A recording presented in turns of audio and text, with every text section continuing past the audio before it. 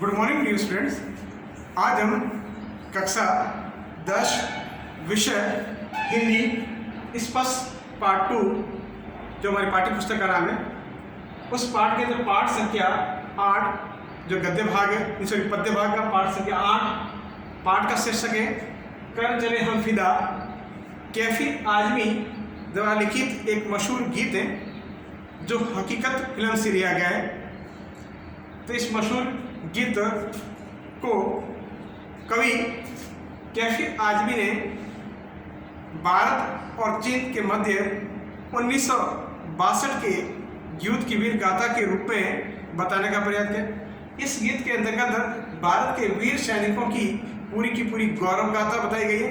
तो आइए इस गीत का सार समझने से पूर्व इसको लिखने वाले कवि कैफी आजमी का हम जीवन परिचय पढ़ते हैं, उसके उपरांत इस पूरे पाठ को जानने का प्रयास करते हैं। कैफी आजमी का जीवन काल 1919 से लेकर सन 2002 तक।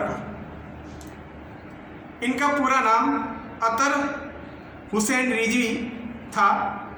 अतर हुसैन रिजवी का जन्म 19 जनवरी 1919 को उत्तर प्रदेश के आजमगढ़ जिले में मजमा गांव में हुआ था। अदब की दुनिया में आगे चलकर वे कैफी आजमी के नाम से मशहूर यानी प्रसिद्ध हो गए। कैफी आजमी की गणना प्रगतिशील उर्दू कवियों की पहली पंक्ति में की जाती है। कैफी की कविताओं में एक और सामाजिक और राजनीतिक जागरूकता का समावेश है, तो दूसरी ओर हृदय की कोमलता भी है। अपनी युवावस्था में मुशायरों में वाहवाही पाने वाले कैफी आजमी ने फिल्मों के लिए सैकड़ों बेहतरीन गीतों की रचना की या लिखी। 10 मई 2002 को इस दुनिया से रुखसत मान देहावलोकन से कह सकते हैं या देहांत हो गया। फिर कहते हैं कैफी के 5 कविता संग्रह जिसमें जंकार, आखिर ए शब, आवारा सजदे, सरमाया और फिल्मी गीतों का संग्रह मेरी आवाज़ सुनो प्रकाशित हुए। अपने इस रचना कर्म के लिए कैफी को साहित्य अकादमी पुरस्कार सहित कई पुरस्कारों से नवाजा गया। कैफी कलाकारों के परिवार से थे। इनके तीनों बड़े भाई भी बड़े शायर थे। पत्नी शौकत आजमी, बेटी शबाना आजमी मशहूर भारतवर्ष की अभिनेत्री है। ये उनका जीवन परिचय था। आगे हम चलते हैं पाठ के अंदर प्रवेश के अंतर्गत जो इस मुख्य पाठ का जो सारांश कवि किस तरह से बताना चाहते हैं वो हम जानने का प्रयास करते हैं। कवि कहते हैं कि जिंदगी प्राणी मात्र को प्रिय होती है, जिंदगी प्राणी मात्र को प्रिय होती है, कोई भी इसे यूं ही खोना नहीं चाहता। असाध्य रोगी यानी जिसको रोग ज़्यादा से ज़्यादा पीड़ित हो उसे कहा गया है, असाध्य रोगी तक जीवन की कामना करता है। जीवन की रक्षा सुरक्षा उसे जिलाए रखने के लिए प्रकृति ने न केवल तमाम साधन ही उपलब्ध कराए, सभी जीव जंतुओं ने उसे बनाए भी हैं। बचाए रखने की भावना भी पिरोई गई है। इसीलिए शांति प्रिय जीव भी अपने प्राणों पर संकट आया जान उसकी रक्षा हेतु मुकाबले के लिए तत्पर होते हैं।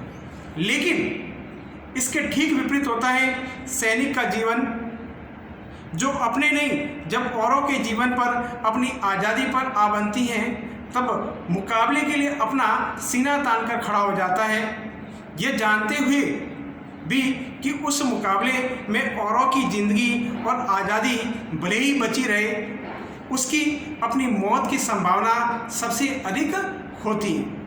तो आइए इसी बात पर आधारित कवि ने बताने का प्रयास किया है। कवि कहते हैं कि इस प्रस्तुत पाठ में युद्ध की पृष्ठभूमि पर बनी एक फिल्म जिसका नाम है हकीकत से लिखा गया है। ऐसे ही सैनिकों के हृदय की आवाज़ को बयान करती है जिन्हें अपने किए धरे पर बिल्कुल नाज गर्व है। इसी के साथ इन्हें अपने देशवासियों से कुछ अपेक्षाएं भी हैं, चूँकि जिसमें उन्हें वे अपेक्षा हैं वे देशवासियों और कोई नहीं, हम और आप हैं। इसलिए आइए इसे पढ़कर अपने आप से पूछें कि हम उनकी अपेक्षा पूरी कर रहे हैं या नहीं है।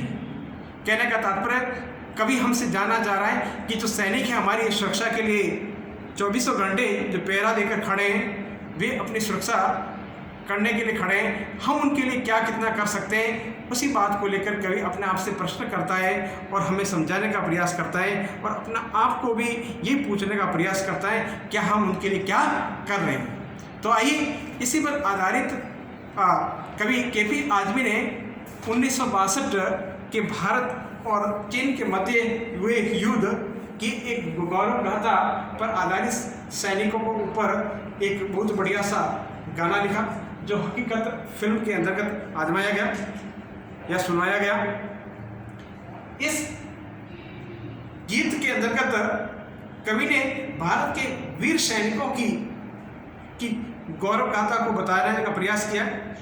इसके अंतर्गत प्रत्येक पैरे के अंतर्गत अपने सैनिकों के द्वारा बताए गए जज्बे को बताने का प्रयास किया कि सैनिक किस प्रकार से अपना बलिदान देता है और दूसरों को बलिदान देने के लिए प्रेरित करता है। वो सारी की सारी इस गीत के माध्यम से बताने का प्रयास करता है। आइए तो थोड़ा सा इससे पहले गीत को पढ़ लेते हैं, उसके बाद इसका वापस हम सार समझने का प्रयास करते हैं। कर चले हम फिदा जानो तन साथियों, अब तुम्हारे हवाले वतन साथियों। सांस थमती गई, नब्ज जमती गई, फिर भी बढ़ते कदम को न रुकने दिया। कट गए सर हमारे तो कुछ गम नहीं, सर हिमालय का हमने झुकने दिया। मरते मरते रहा बाकपन साथियों, अब तुम्हारे हवाले वतन साथियों। जिंदा रहने के मौसम बहुत है मगर जान देने की रुत रोज आती नहीं।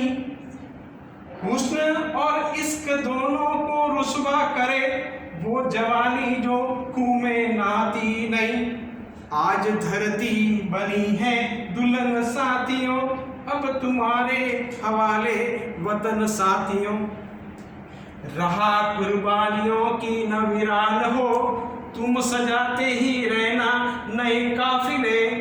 फतह का जश्न इस जश्न के बाद है, जिंदगी मौत से मिल रही है गले। बांध लो अपने सर से कफन साथियों, अब तुम्हारे हवाले वतन साथियों। खींच दो अपने खून से जमीन पर लकीर, इस तरह आ न पाए न रावण कोई। तोड़ दो हाथ मगर हाथ उठने लगे, छू न पाए सीता का दामन कोई। रामी तुम ही हो, लक्ष्मण तुम ही हो साथियों, अब तुम्हारे हवाले वतन साथियों। तो इस गाने के अंतर्गत अपने बलिदानी सैनिकों को प्रेरित करने का प्रयास करते हुए कवि कहते हैं कि कर चले हम फिदा जानो तन साथियों, अब तुम्हारे हवाले वतन साथियों। बलिदानी सैनिक अपने साथी सैनिकों से कह रहे हैं कि वीर सैनिकों, हम तो अपना जीवन न्यौछावर करके चले जा रहे हैं और ये हमारा देश है, ये वतन है, वो हम आपको सौंप कर चले जा रहे हैं। वे कहते हैं, उन्हें प्रेरित करते हैं कि सांस थमती गई, नब्ज जमती गई। युद्ध के दरमियान जब सैनिक युद्ध लड़ता है तो दुश्मन की गोलियों को खाते हुए किस प्रकार से उसका प्राण चले जाते हैं, उनको बताने का प्रयास किया है कि सांस थमती गई, नब्ज जमती गई। नब्ज से तात्पर्य नसों से कहा गया है। उसमें ठंड के कारण जो हिमालय का सियाचिन का ग्लेशियर जहाँ बर्फ ज़्यादा गिरने के कारण किस प्रकार से सैनिकों की हालत बन जाती है, उसको इस लाइन के माध्यम से बताने का प्रयास किया है कि सांस बिल्कुल थमती गई, नब्ज भी जमती गई। नसों के अंतर्गत पूरा का पूरा बर्फ के कारण जमना प्रारंभ हो गया, तो भी हम कभी पीछे हटने का नाम नहीं लेते। फिर कहते हैं कि फिर भी बढ़ते कदम को न रुकने दिया। इतना बहुत कुछ होने के बाद भी हम आगे बढ़ते ही चले गए, हम किसी से रुकने दिया। कट गए सर हमारे तो कुछ न गम नहीं, सर हिमालय का हमने झुकने दिया। वीर सैनिकों से कह रहे हैं कि हमारे सर कट गए, हमारा जीवन पूरा न्यौछावर कर लिया, लेकिन हमने अपना जो हिमालय है यानी अपना देश है, अपना वतन है, उसको हमने झुकने नहीं दिया। मरते मरते रहा बागपन साथियों, अब तुम्हारे हवाले वतन साथियों। वे कहते हैं कि हमने मरते मरते हमने अपना जो जवानी का जोश है, बागपन से तात्पर्य होता है जवानी का जोश, कम होने नहीं दिया और हमने देश के लिए अपने प्राणों को न्योछावर कर लिए, जीते जी जीते मन हंसते हंसते न्योछावर कर लिए। अब तुम्हारे हवाले इस वतन हमारे देश को करके जा रहे हैं। फिर देखिए दूसरे पैरे के अंदर क्या कहते हैं, जिंदा रहने के मौसम बहुत है मगर जान देने की रुत रोज आती नहीं, हुस्न और इश्क दोनों को रुस्वा करे वो जवानी जो खून में नहाती नहीं, आज धरती बनी है दुल्हन साथियों, अब तुम्हारे हवाले वतन साथियों। द्वितीय पैरे के अंतर्गत वीर सैनिक अपने सैनिक साथियों को कहते हैं कि जिंदा रहने के लिए तो अनेक मौसम आते हैं, अनेक अवसर मिल जाते हैं। मौसम से तात्पर्य अवसर से कहा गया है कि जिंदा रहने के लिए तो अनेक अवसर आ जाते हैं, प्रेरित करने देते वो कहते हैं कि जान देने की रुत माने मौसम, माने अपने प्राणों को न्योछावर या देश के लिए बलिदान करने के लिए रोज आता नहीं, ऐसा अवसर कभी आता नहीं। जिंदा रहने के लिए तो बहुत सारे अवसर आते हैं, लेकिन देश या वतन के लिए अपने जीवन के प्राणों का न्योछावर करने के लिए बार बार मौका नहीं मिलता। वे कहते हैं हुस्न और इश्क दोनों को रुस्वा करे। वे कहते हैं ये जो सुंदरता है और जो हमारा आपसे प्रेम है उसके लिए आपको रुस्वा करना है और अपने प्राणों को न्योछावर करने के लिए प्रेरित रहना है। फिर आप कहते हैं कि वो जवानी जो खून में नहाती नहीं, अपने आप जीवन के इस सुंदरता से या अपने सुंदर जो अपना शरीर और स्वस्थ बना हुआ है उनसे कहने का तात्पर्य है कि वो जवानी जो खून में नहाती नहीं, जो हमारी जवानी है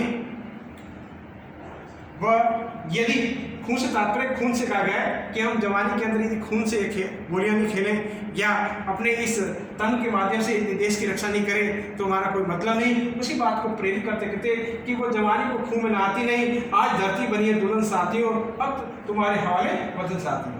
वे कहते हैं आज जो हमारी धरती है, इस रणभूमि है, वो दुल्हन की भांति सज गई। जिस प्रकार के शादी के अंतर्गत दुल्हन को श्रृंगारित किया जाता है, उसी प्रकार जो हमारी धरती है वो रणभूमि है।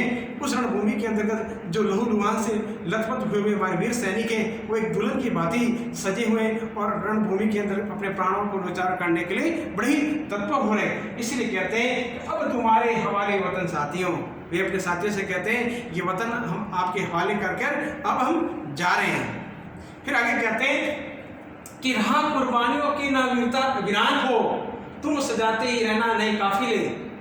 कभी कहते हैं वीर सैनिकों के माध्यम से वीर सैनिक कहते हैं कि तुम रहा कुर्बानी, रहा वाले रास्ते, कि कुर्बानियों की जो रास्ते बने हुए हैं जो आने वाले हैं उनको वीरान होने न देना या सुने पड़ने देना, एक के बाद एक दल को बनाते रहना और आगे बढ़ते रहना। ऐसा नहीं कि पीछे वाला दल समाप्त हो जाए और दुश्मन अपने पर हावी हो जाए, ऐसी स्थिति न होने देना। इसलिए कहते हैं कि रहा कुर्बानियों की ना वीरान होने देना, कि जो रास्ते हैं या पीछे दल है, जो भी संगठन है, उनको आगे से आगे या टुकड़ी को पीछे से पीछे आगे से आगे बढ़ते रखते रहना और ध्यान रहे कि वीरान हो जाए यानी सुनापना नहीं हो जाए। तुम सजाते ही रहना नए काफिले या दल, जिसे कहा गया है कि नए नए काफिले बनाते रहना और आगे से आगे बढ़ाते रहना। फतह माने विजय से गाया गया। फतह का जश्न इस जश्न के बाद है जिनकी मौत से मिल रही है गले, बांध लो अपने सर से कफन साथ में।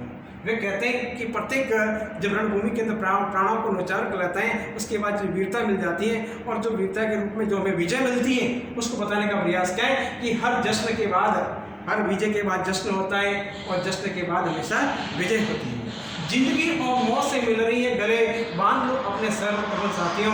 वे कहते हैं वीर सैनिकों से कहते हैं या अपने साथियों से कहते हैं कि अपनी जो जिंदगी है जो मौत से मिल रही है यानी अपने प्राणों को न्योछावर करने वाले हैं, देश के लिए समर्पित करने वाले हैं, इसलिए अपने सर पर कफन बांध लो। कफन से तात्पर्य है कपड़ा, जो सैनिक के सर जो उसके ऊपर एक कपड़ा या चादर जोड़ी जाती है सफ़ेद रंग की, उसको हम कफन कहते हैं। उसी के कारण है कि ये भी साथियों आप अपने पहले से अपने ऊपर कफन बांध लो कि हम रणभूमि में जा रहे हैं तो वहाँ पर जो हमें 100% हमें शहीद होने की संभावना है। फिर कहते हैं कि अब तुम्हारे हवाले वतन साथियों, ये वतन हम आपके हवाले कर अब जा रहे हैं। फिर देखिए कवि कहते हैं कि खींच दो अपने खून से जमीन पर लकीर, इस तरह आने पाए रावण कोई, तोड़ दो हाथ मगर हाथ उठने लगे, छू न पाए चिता का दामन कोई, राम भी तुम ही लक्ष्मण हो, अब तुम्हारे हवाले वतन साथी। वीर सैनिक अपने भारतवंश के साथियों से कहते हैं कि खींच दो अपने खून से जमीन पर लकीर, आप अपने जमीन पर खून की लकीर इस प्रकार से करो, यानी वीरता की ऐसी लकीर बांधो कि अगला वाला दुश्मन अपनी तरह बिल्कुल प्रवेश नहीं कर सके। और वो कहते हैं यदि इस तरह आने का कोई भी थोड़ा दुस्साहस कर ले तो, यानी कोई दुश्मन जिन्हें रावण को लिए उपमानित किया गया कि रावण की तरह आने का उपवास कर ले, तो उसकी आप तोड़ दो हाथ, यानी उस पर अपना घातक हमला बोल दो और उसे इस प्रकार से हानि पहुंचाओ कि वह वापस पुनः लौट जाए। फिर कहते हैं कि छू न पाए चिता का दामन कोई, या चिता से तात्पर्य धरती से वहाँ से कहा गया है कि कोई भी दुश्मन हमारी धरती को स्पर्श नहीं कर सके, हमें इस प्रकार से उसका विरोध करना है कि वो पुनः लौट जाए। फिर कहते हैं कि राम भी तुम हो और तुम ही लक्ष्मण, अब तुम्हारे हवाले वतन साथी हैं। वे अपने भारतवंशी साथियों से कहते हैं कि राम ही तुम ही हो, जिस प्रकार सीता माता की रक्षा करने के लिए राम आए और लक्ष्मण आए, उसी प्रकार में भारत भूमि की रक्षा करने के लिए राम का रूप भी तुम ही हो और लक्ष्मण का रूप भी हो, तुम्हें इस वीर भूमि की रक्षा करवानी है। तो देखिए ये हकीकत फिल्म के अंतर्गत कर चले फिदा नाम से गीत का गायन किया गया। इस गायन के अंतर्गत 1962 की वीर गाथा है, गौरव गाथा है, जो केफी आजमी जी ने बहुत ही बढ़िया सुंदर अक्षरों के अंतर्गत इस गीत के माध्यम से हमें समझाने का प्रयास किया है। इसे आप पुनः एक बार सुनने का प्रयास करें, जो इसका सारांश बनता है। कर चले हम फिदा जानो तन साथियों, अब तुम्हारे हवाले वतन साथियों, सांस थमती गई नब्ज जमती गई, फिर भी बढ़ते कदम को न रुकने दिया, कट गए सर हमारे तो कुछ गम नहीं, सर ईमान का हमने झुकने न दिया, मरते मरते रहा भागपन साथियों, अब तुम्हारे हवाले वतन साथियों। ये जो पैरा है इसका जो शल्लात बनता है, एक बार पुनः सुनने का प्रयास करें।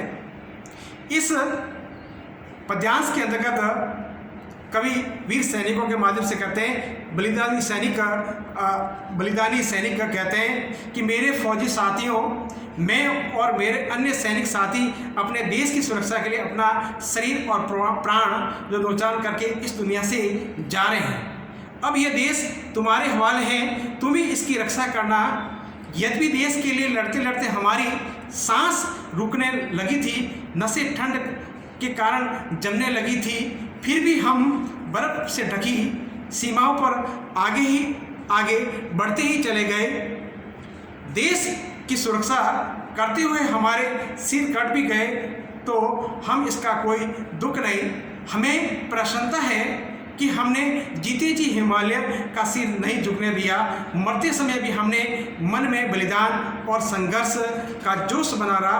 अब हम बलिदान होकर दुनिया से जा रहे हैं, अतः देश की बागडोर आपके हाथ में और इसकी आपको रक्षा करनी है। दूसरा जो पैरा है पद्यांश है, जिंदा रहने के मौसम बहुत है मगर जान देने की रोज आती नहीं, हुस्न और इश्क दोनों को रुसवा करे वो जवानी जो खून से नहाती नहीं, आज धरती बनी है दुल्हन साथियों, अब तुम्हारे हवाले वतन साथियों। इस पद्यांश के अंतर्गत वीर सैनिक कहते हैं, बलिदानी सैनिक अपने अन्य सैनिक साथियों से कहते हुए कहते हैं कि ये मेरे सैनिक साथियों, जिंदगी जीने के तो अवसर बहुत आते हैं, परंतु देश के लिए बलिदान होने का पवित्र अवसर कभी कभी आता है। आज तुम्हारे लिए बलिदान का एक पुण्य अवसर है। इस समय जो सैनिक अपने शत्रु से लड़ता हुआ खून से लथपथ नहीं होगा, वह अपनी धरती के सौंदर्य और प्रेम को बदनाम करेगा। ऐसे सैनिक का देश प्रेम व्यर्थ है। आज तो देश की धरती ही तुम्हारे लिए दुल्हन है और तुम्हें इसकी लाज की रक्षा करनी है। अब यह देश तुम्हारे हवाले, इसकी रक्षा के लिए तुम्हें बलिदान मार्ग पर चढ़े या बड़े हुए चलना है। फिर आगे तीसरे पैरे के अंतर्गत बताते हैं कि रहा कुर्बानियों की न वीरान हो, तुम सजाते ही रहना नए काफिले, फतह का जश्न। इस जश्न के बाद जिंदगी और मौत से मिल रही है गले, बांध लो अपने सर से कफन साथियों, अब तुम्हारे हवाले वतन साथियों। बलिदानी सैनिक अन्य सैनिक साथियों से कहते हुए कहते हैं कि मेरे सैनिक साथियों, हमने देश के लिए जो बलिदान दिए हैं उसकी राह कभी सुनी न पड़ी रह जाए। देश के लिए मर मिटने वाले सैनिकों को नए नए जत्थे, नए नए दल तैयार होते रहने चाहिए। वे बलिदान के लिए सैर आगे आते रहने चाहिए। एक बार हमने यह संघर्ष और बलिदान का उत्सव मना लिया, फिर अगला उत्सव या अगली विजय अपने आप आ जाएगी। तो हम कह सकते हैं कि बलिदान के पथ पर हमें विजय अवश्य प्राप्त होगी। देखो, आज जिंदगी खुद आगे बढ़कर मौत को गले से लगा रही है। तो हम कह सकते हैं, आशय के रूप में कह सकते हैं कि संघर्षशील नवयुवक उत्साहपूर्वक बलिदान देने को बिल्कुल तैयार है। आगे कहते हैं, खींच दो अपने खून से जमी की लकीर, इस तरह आ ना पाए न कोई रावण, तोड़ दो हाथ अगर हाथ उठने लगे, चुन पाए चिता का दामन कोई, राम ही तुम ही लक्ष्मण साथियों, अब तुम्हारे हवाले वतन साथियों। सैनिक अपने साथियों तथा भारतवासियों से कहते हैं, क्या कहते हैं कि देश के लिए बलिदान करने वाले सैनिक अपने जीवित साथियों को और भारतवंशियों को कहते हैं कि मेरे सैनिक के मित्रों, तुम अपने खून से धरती पर एक रेखा खींच दो कि तुम अपने बलिदान से शत्रु की सीमा के बाहर ही रोक दो। हमारी सीमा के अंदर फिर से कोई रावण या दुश्मन घुस न आए, फिर से कोई अत्याचारी आक्रमणकारी हमारे देश में घुस न आए। अगर किसी आक्रमणकारी का हाथ हम पर प्रहार करता है तो उसे तोड़ दो। सावधान रहो, कहीं कोई शत्रु सीता का दामन पर हाथ न लगा पाए। तुम ही रावणों, तुम ही लक्ष्मणों, स्वयं को पहचानो और तुम्हें भारत के रक्षक हो और रखवाले हो। अब हम यह देश तुम्हारे हवाले कर कर चले जा रहे हैं। तो देखिए, ये पूरी की पूरी गीत था। इस गीत को हमने समझने का प्रयास किया। ये पूरा का पूरा 1962 के भारत चीन के युद्ध की एक वीर गाथा या गौरव गाथा के रूप में केफी आजमी ने बताने का प्रयास किया। धन्यवाद।